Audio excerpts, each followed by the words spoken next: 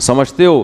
حدیث میں آتا ہے کہ سب سے افضل صدقہ وہ ہے کہ جس میں صدقہ کرنے کا دل نہیں چاہ رہا ہو. بات آ رہی ہے سمجھ میں؟ صدقہ کرنے کا بولو بھائی دل نہیں چاہ رہا ہو، وہ نکالو جیب سے. اور صحابہ یہ بھی پوچھتے تھے کہ کہاں خرچ کریں. نبی نے فرمایا ہاں پہلا فائدہ میں بتا دوں کہ دل کی اصلاح ہوتی ہے. دوسرا فائدہ ذہن کو سکون ملتا ہے، ڈپریشن اسٹریس ختم ہوتی ہے. تیسرا فائدہ اللہ کا غضب ٹھنڈا ہوتا ہے. گناہ انسان سے ہو جائے اللہ غضبناک ہوتے ہیں. آپ نے فرمایا آگ سے بچو، اگرچہ کھجور کا ایک دانہ صدقہ کر کے ہی ہو، کچھ نہ کچھ کرو صدقہ تاکہ اللہ کا غضب کیا ہو؟ ٹھنڈا ہو. تو بہت سارے ہیں.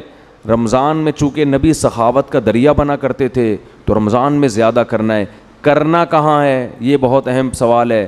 سب سے پہلا حق اسلام نے آپ کے غریب ترین رشتہ داروں کا بنایا ہے.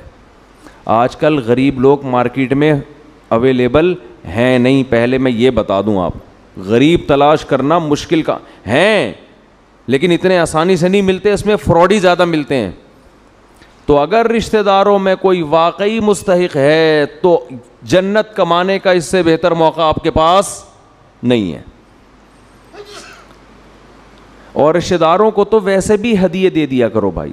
بہن بھائیوں نے آپس میں پیسوں کے تبادلے چھوڑ دیے. دعوتیں ہو رہی ہیں جن کا کوئی فائدہ نہیں ہے. بلا کے اتنا قورمہ دیکھ پکا کے سب کو کھلا دیا. وہ پہلے اپنے گھر میں نہیں کھا رہا کیا بیٹھ کے؟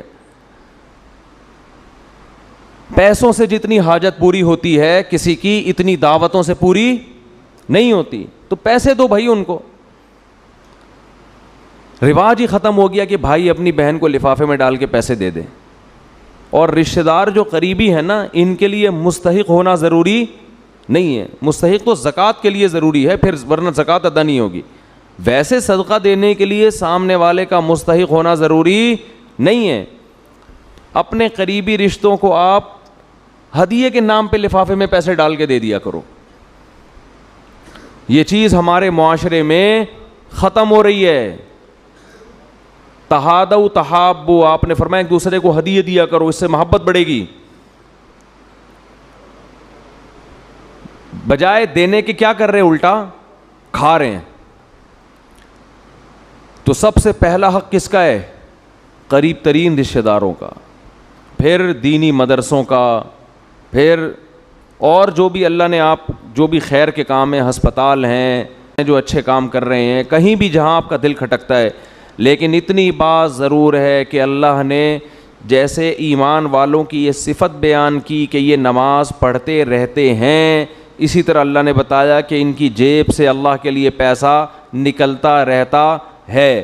اور یہ پیسہ آپ کی جیب سے نکل کے ضائع نہیں ہو رہا، اللہ کے بینک میں انویسٹ ہو رہا ہے، اللہ کی تجارت میں انویسٹ ہو رہا ہے.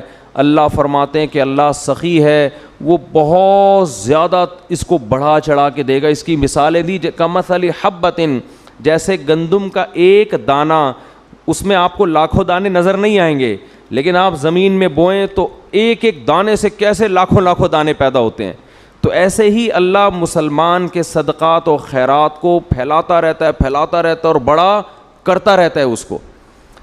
اللہ سے دعا ہے کہ ہمیں اس جہنم کی آگ سے بچنے کی فکر میں اللہ صدقات و خیرات کی توفیق عطا فرمائے.